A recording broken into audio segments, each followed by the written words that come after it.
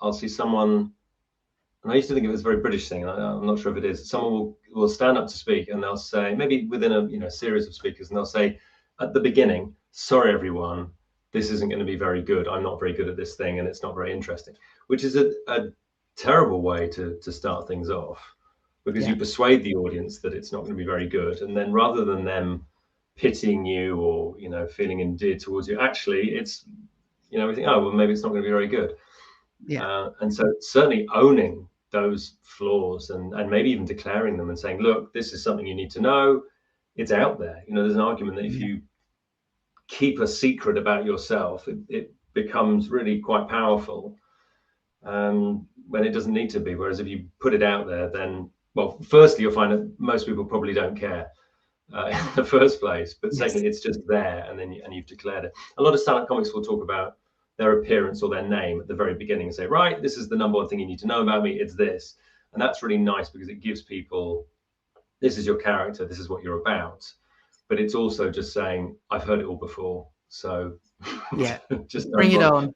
Bring it on. Phil Jupitus, who was a fantastic comic. He was a big guy, and he would walk out and say, just in case you're wondering, 21 stone. And then he would stop. And then if anyone else yelled something out, you go, yeah, brilliant. It's already done. Yeah. I was speaking to a speaker, like a large personality in the world, and he was saying, can you imagine if you're on a plane and the pilot came on over the tannoy and said, this is probably going to be, this flight is going to be awful. I'm sorry, this is terrible. And you'd feel really quite, as a passenger, you'd feel bad. And that's how you make your audience feel. You come out and say, oh, I'm sorry, I'm feeling really nervous. You've got a pilot saying, I'm a bit nervous today. Yeah, that is a great analogy. And I think I'll nick that, because that's rather good. I think I have. The audience, whoever it is, even if it's one person or 100 people or 500 people, they're looking for emotional guidance. They just want to see, do you trust yourself? And they'll forgive a few errors. Do you trust yourself? Do you think that you're going to do a good job here? Or do you look happy?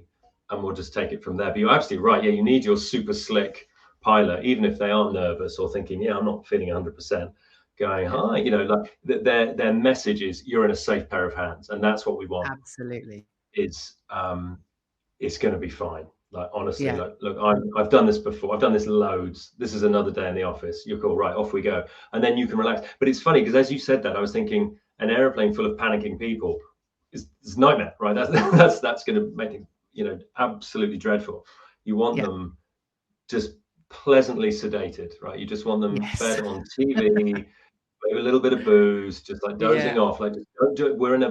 We're contained here, so don't, for God's sake, don't do anything, and I'll take care of it. And I guess it's a similar thing with. I'm fascinated with that first impression, just that very first moment where you see someone get up on stage, or just in a boardroom, and you're just looking at thinking, right, and you're making a judgment about how the next 45 minutes or few hours is going to go, and if they look happy, you generally relax.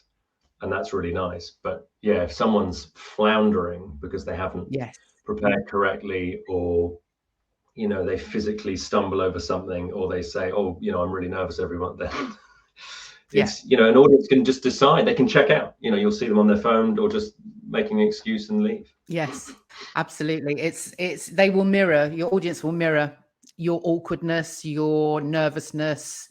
So yes, just a nice safe pair of hands I think that's a great way of looking at it.